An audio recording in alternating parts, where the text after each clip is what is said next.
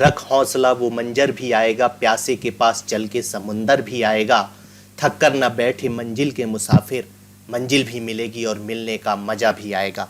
नमस्कार दोस्तों, साधक के यूट्यूब प्लेटफॉर्म में आपका स्वागत है। सीधी बात, नो बकवास और मिनिमम टाइम मैक्सिमम आउटपुट के उद्देश्य के साथ आज की क्लास हम शुरू करते हैं। तो आज की क्लास में हम जनपद पंचायत से संबंधित बहुत सारी जानकारियाँ प्राप्त करेंगे, जैसे संरचना, बैठक, कार्य और इसके अलावा बहुत सी जानकारी प्राप्त करेंगे। तो सबसे पहले हम देख लेते हैं कि आप आज की क्लास में क्या पढ़ेंगे। ये देखने से पहले मैं आपको यह बताना चाहता हूँ, आपके साथ एक बात शेयर करना चाहता हूँ कि हमने प्रत्येक टॉपिक के पढ़ने का क्रम एक ही रखा है ताकि आपको चीज़ें आसानी से समझ में आए। आपने यदि पिछला वीडियो जनपद पंचायत को ध्यान से देखा होगा तो जिला पंचायत को आप बड़ी आसानी से ही समझ सकते हैं, क्योंकि हमने लगभग वही बिंदु उठाए हैं, जैसे संरचना हो गई, बैठक हो गई। तो आपको बस थोड़ा थोड़ा अंतर देख के और दोनों में अंतर करके चीज़ों को अपने दिमाग में बिठाते चलना है और एग्ज़ाम में अच्छे नंबर लाने की कोशिश करना है। ठीक है, इसी के साथ आज की क्लास हम शुरू करते हैं। तो देखते हैं आज की क्लास में हम क्या क्या पढ़ने वाले हैं। तो सबसे पहले, जैसे कि हम सभी वीडियोज़ में करते आए हैं कि हम टॉपिक से संबंधित पहले उस टॉपिक से संबंधित प्रश्नों का अवलोकन करते हैं ताकि हमें उस टॉपिक की गहराई पता हो और उतना ही हम पढ़ें, ज़्यादा इधर उधर की बातें ना पढ़ें और सफलता को प्राप्त करें। उसके बाद जिला पंचायत के सामान्य परिचय के बारे में हम आपको कुछ चीज़ें बताएंगे, संरचना के बारे में जिला पंचायत के कुछ बातें बताएंगे, इसके अलावा कार्यकाल के बारे में। यही क्रम लगभग जनपद पंचायत में भी हमने पढ़ा है। बस आपको ये चीज़ें याद रखनी है कि जनपद पंचायत और जिला पंचायत में क्या अंतर है, और जहाँ पे जो अंतर है उस चीज़ को आप याद रख के चीज़ें अच्छे से कर सकते हैं। जिला पंचायत की बैठकों के बारे में हम बहुत सारी जानकारी एकत्रित करेंगे। इसके अलावा जो हमारे प्रतिनिधि होते हैं वो त्यागपत्र किसको देते हैं और किस प्रकार और किन कारणों से त्यागपत्र देना होता है, उसके बारे में हम जानकारी पता करेंगे। इसके अलावा निलंबन से संबंधित कुछ बातों के बारे में हम जानकारी हासिल करेंगे। आगे बढ़ते हैं तो स्थायी समिति को तो आप 2 स्टार बना लीजिए, इससे कोई ना कोई क्वेश्चन जरूर आते हैं। कितनी स्थायी समितियां हैं, इनके सभापति कैसे होते हैं, कौन बनते हैं, वो सारी चीज़ें हम इनसे जानकारी एकत्रित करेंगे। इसके बाद जिला पंचायत के कार्य के बारे में हम बहुत सारी जानकारी एकत्रित करेंगे। कौन कौन से कार्य होते हैं, कौन से मुख्य कार्य होते हैं, कौन से अन्य कार्य होते हैं, उसके बारे में होगा। उसके बाद राजस्व का स्रोत तो आपको मैंने पहले भी बोला है कि किसी भी संस्था का सबसे महत्वपूर्ण पार्ट स्रोत होता है। जब राजस्व का अच्छा स्रोत होगा तभी उस संस्था का अच्छे से विकास हो सकता है। इसी प्रकार अगले क्रम में हम चलते चलते तथ्य संग्रह के बारे में पढ़ेंगे। आपको बता दें कि तथ्य संग्रह ऐसा है कि जो भी टॉपिक हमसे छूटेगा और जो विशेष बातें रहेंगी टॉपिक से संबंधित, हम उसे चलते चलते तथ्य संग्रह के साथ पढ़ेंगे। अब हम आगे बढ़ते हैं। तो आगे बढ़ने में सबसे पहले हम प्रश्नों का अवलोकन करते हैं, जैसे कि हर वीडियोज़ में हम करते आए हैं। सबसे पहला क्वेश्चन जो 2017 में पूछा गया है, और आप कोशिश करिए कि इन प्रश्नों को भी याद रखने की कोशिश करिए, और इसके बारे में हम पूरा एक्सप्लेनेशन आपको आगे दे ही रहे हैं। जैसे पहला क्वेश्चन है कि एक जिला परिषद को कौन भंग करता है। ऑप्शन देख लेते हैं। ए है जिला पंचायत का अध्यक्ष, बी है राज्य सरकार, तीसरा है केंद्र सरकार और डी है पंचायत समिति का अध्यक्ष। और इसका सही आंसर है राज्य सरकार। मतलब राज्य सरकार जो होती है वो जिला परिषद को भंग करता है। कभी एक क्वेश्चन यदि आपसे फ्यूचर में पूछा जाता है तो आप इसको सही करके आए, यही उम्मीद हमारी है। उसके बाद जिला विकास समन्वय निगरानी समिति के अध्यक्ष होंगे, ये भी 2017 में पूछा गया है। इसके ऑप्शन है जिले की जिला पंचायत अध्यक्ष, जिला कलेक्टर, जिले से चुना गया सर्वाधिक वरिष्ठ विधानसभा सदस्य। ठीक है, ऐसे शब्दावली में आपको ध्यान देना है। जिले से चुना गया सर्वाधिक वरिष्ठ संसद सदस्य, तो इसका सही आंसर है जिले से चुना गया सर्वाधिक वरिष्ठ संसद सदस्य। आपको क्वेश्चन हमेशा सही करना है, ध्यान से पढ़ना है, तभी आप क्वेश्चन सही कर पाएंगे।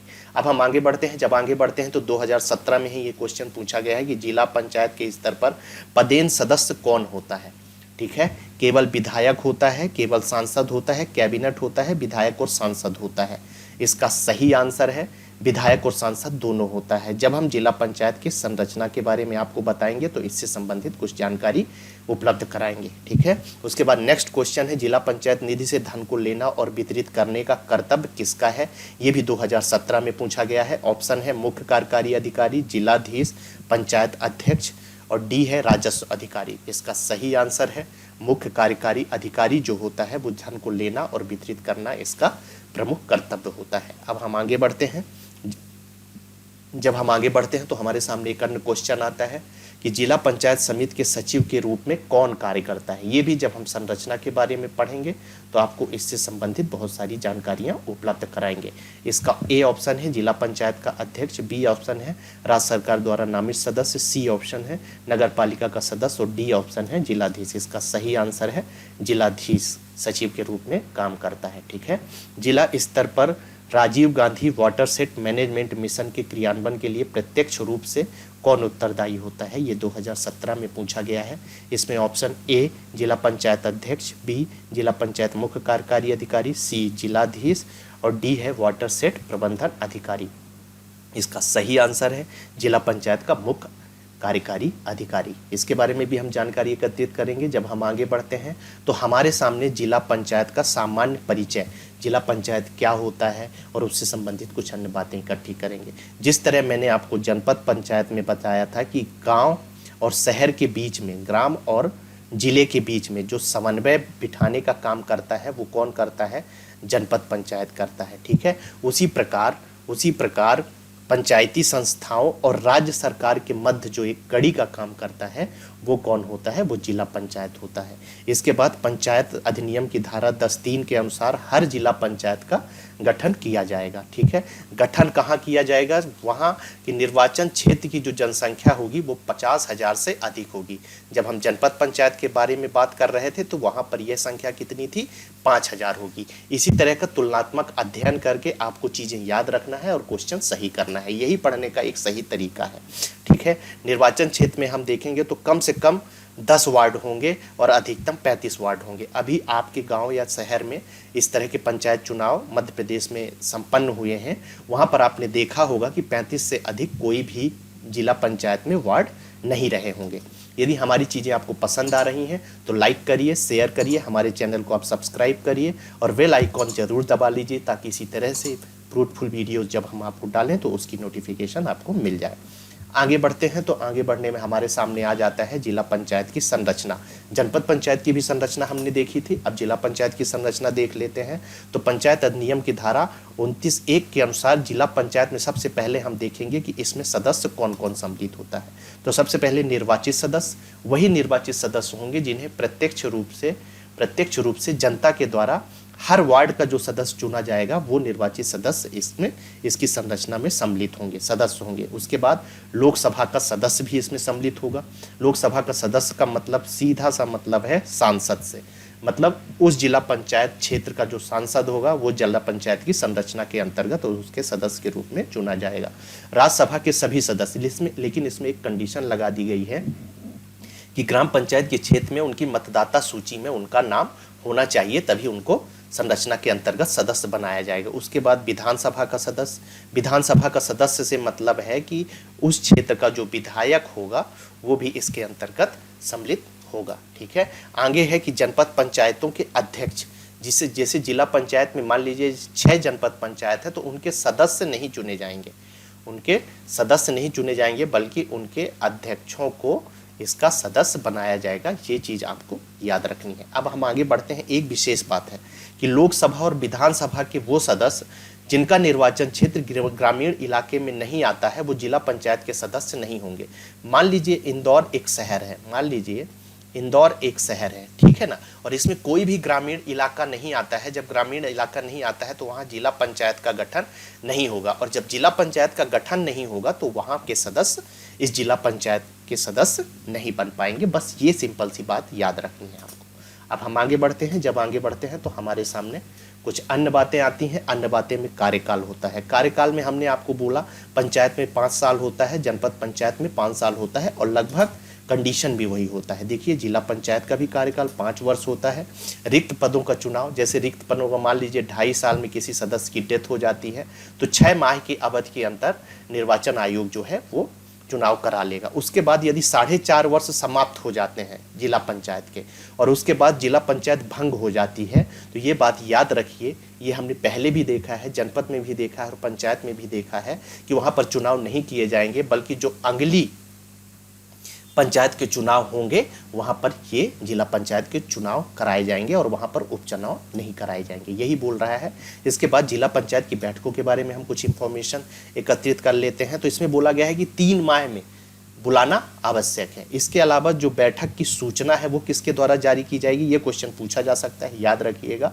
तो जिला मुख्य कार्यपालन अधिकारी जो या तो पीएससी के द्वारा चुना जाता है या प्रमोशन के द्वारा इस पद में बैठते हैं। कोरम, मैंने कई बार आपको कोरम में बताया कि कोरम वह संख्या होती है जिसमें बैठक को शुरू करने के लिए जितनी संख्या की आवश्यकता होती है वो कोरम कहलाती है। तो कुल सदस्यों में से 1/3 जो सदस्यों की उपस्थिति होती है वो कोरम के अंतर्गत होता है, कोरम के प्रावधान के अंतर्गत होता है।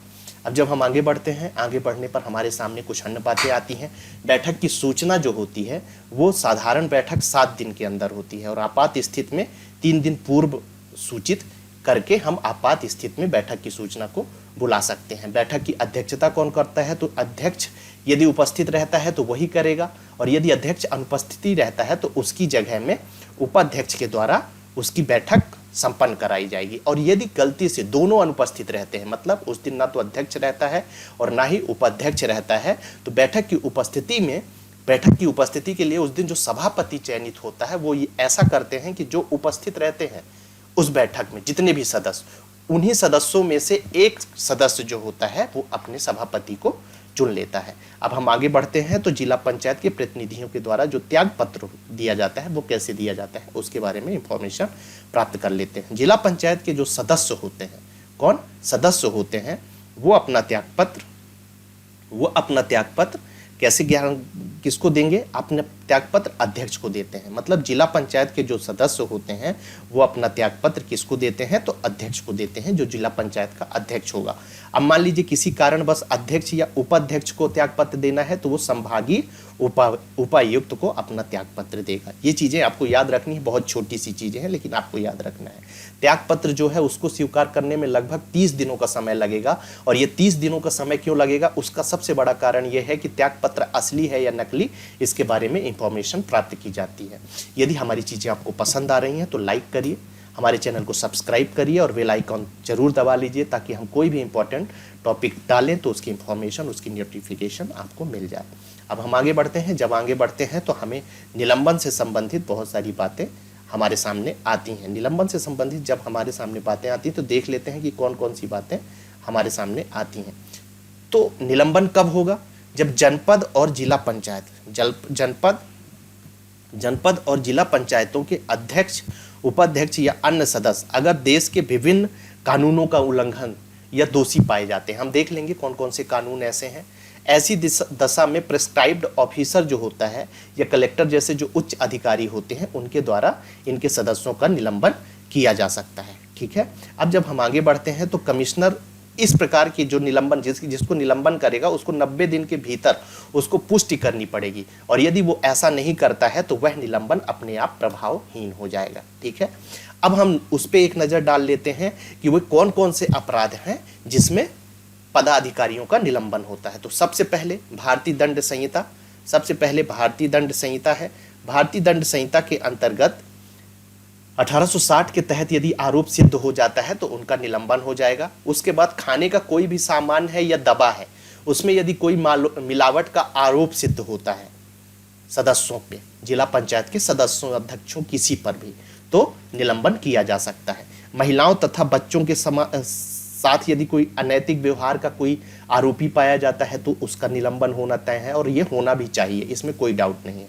किसी भी ऐसे कानून जिसमें दंड की व्यवस्था है, मान लीजिए कोई भी ऐसा कानून है जिसमें 2 साल की सजा का प्रावधान है, 3 साल की सजा का प्रावधान है, यदि इसका अपराध उस सदस्य के ऊपर घोषित हो जाता है या उसका अपराधी मान लिया जाता है तो उसका निलंबन होना तय है। अब जब हम आगे बढ़ते हैं तो हमारे सामने कुछ अन्य महत्वपूर्ण बातें आती हैं, और उसमें से एक बात है स्थायी समिति। स्थायी समिति एक बहुत ही महत्वपूर्ण टॉपिक है, और जिस प्रकार से हमने जनपद पंचायत के स्थायी समितियों के बारे में पढ़ा था उसी प्रकार हम यहाँ भी चर्चा को आगे बढ़ाते हैं। मध्य प्रदेश पंचायती राज ग्राम स्वराज अधिनियम 1993 की धारा 47 के अनुसार हर स्तर की पंचायतें कामकाज के प्रभावी संचालन के लिए स्थायी समितियों का गठन करेगा। अब कौन कौन सी स्थायी समितियां होती हैं, जनपद पंचायत में भी हमने 7 समितियों के बारे में पढ़ा था, और जिला पंचायत में भी हम समितियों के बारे में पढ़ेंगे। देख लेते हैं। सामान्य प्रशासन समिति होगी, उसके बाद कृषि समिति होगी, कृषि समिति के बाद शिक्षा समिति होगी, शिक्षा समिति के बाद सहकारिता एवं उद्योग से संबंधित समिति होगी। इसके अलावा संचार और संक्रमण से संबंधित भी समिति इसके स्थायी समितियों में शामिल होगी। इसके अलावा वन समिति भी सम्मिलित होगी। वन समिति के अलावा स्वास्थ्य, महिला एवं बाल कल्याण से संबंधित समिति होगी। मेरे हिसाब से ये कुल 7 समितियां हैं। इन समितियों के सभापति कौन होते हैं और वो किस तरह से काम करते हैं उसकी जानकारी लेने की हम कोशिश करते हैं। तो सबसे पहले हम क्या जानकारी है उसके बारे में देखते हैं। तो जो पहली सबसे महत्वपूर्ण जानकारी है वो ये है कि सामान्य प्रशासन के जो सभापति होंगे वो जिला पंचायत के अध्यक्ष होंगे। और अध्यक्ष का यहाँ पर क्या है, पदेन है, मतलब जो अध्यक्ष बनेगा वही सामान्य प्रशासन समिति का सभापति बनेगा। यहाँ पर एक चीज याद रखना है कि हर समिति का सभापति अलग अलग होता है और वो कौन होगा उसके बारे में हम पढ़ रहे हैं, ठीक है। जब दूसरी बात आती है शिक्षा समिति के सभापति कौन होगा, तो जिला पंचायत उपाध्यक्ष, ये भी पदेन है, मतलब जो उपाध्यक्ष बनेगा वो शिक्षा समिति का सभापति बनेगा। जो अन्य समितियां हैं उसके बारे में क्या बोलता है कि ये सामान्य समिति और शिक्षा समिति को छोड़कर हर समिति अपने चुने गए सदस्यों में, जैसे जो भी है सहकारी या उद्योग समिति है तो उसमें जो सदस्य बनाए गए हैं तो वो सदस्य आपस में ही मिलकर अपने सभापति का चुनाव कर लेंगे। और चुनाव कैसे करेंगे, जो नियम बनाए गए हैं अधिनियम में उन्हीं के हिसाब से, ठीक है। नेक्स्ट बिंदु है कि जिला पंचायत की जो स्थायी समितियां हैं मासिक बैठक महीने में एक बार बुलाना आवश्यक है। जितनी भी मैंने आपको बताई हैं स्थायी समितियां, उनमें यह महत्वपूर्ण है कि हर महीने में एक बार बैठक जरूर बुलाया जाए, ठीक है। जब हम आगे बढ़ते हैं तो हमारे सामने जिला पंचायत के कार्य आते हैं। जिला पंचायत के कार्य में क्वेश्चन कैसे आ सकते हैं, हम क्वेश्चनों पर ही फोकस रहते हैं कि इनमें से कौन सा जिला पंचायत का कार्य नहीं है। कभी कभी ऑप्शन में वो जनपद पंचायत के कार्य भी आपको दे सकते हैं, इसलिए बड़ी गहराई से इन कार्यों को याद रखना है। जनपद पंचायत के कार्य में और जिला पंचायत के कार्य में क्या अंतर है, इन दोनों में अंतर क्या है, इस बात को ध्यान में रखते हुए आपको आगे बढ़ना है। तो हम जब कार्यों को देखते हैं तो कार्यों को 2 भागों में बांट देते हैं, एक मुख्य कार्य है और एक अन्य कार्य है। मुख्य कार्यों के अंतर्गत कौन कौन से हैं चीजें हैं वो देख लेते हैं। ग्राम नियोजन, स्वास्थ्य और शिक्षा से संबंधित कार्यों को कौन करेगा, तो जिला पंचायत करेगा। जिले के सभी ग्राम पंचायत एवं पंचायत समितियों के बीच समन्वय का काम कौन करेगा, तो ग्राम पंचायत, जिला पंचायत करेगा। राज्य सरकार द्वारा दिए गए अनुदान को पंचायत समितियों को कौन वितरित करेगा, ऐसा यदि ऑप्शन में आता है तो कौन करेगा, जिला पंचायत करके आपको ऑप्शन टिक सही करना है। उसके बाद कृषि विकास के लिए जो कार्य करना है उससे संबंधित जो निर्णय लेगा और जो कार्य करेगा वो कौन करेगा, जिला पंचायत करेगा। आर्थिक एवं सामाजिक विकास से संबंधित जो कार्य करना है वो कौन करेगा, तो जिला पंचायत करेगा। बजट का सर्वेक्षण करना है, बजट पर नजर रखना है तो वो कौन करेगा, वो भी जिला पंचायत रखेगा। और गांव में यदि प्राकृतिक आपदाओं या उसके क्षेत्र में कोई भी आपदा आती है तो उससे संबंधित, उससे निपटारा कैसे करना है, इस कार्य के बारे में भी प्रमुख महत्वपूर्ण भूमिका जिला पंचायत निभाएगा।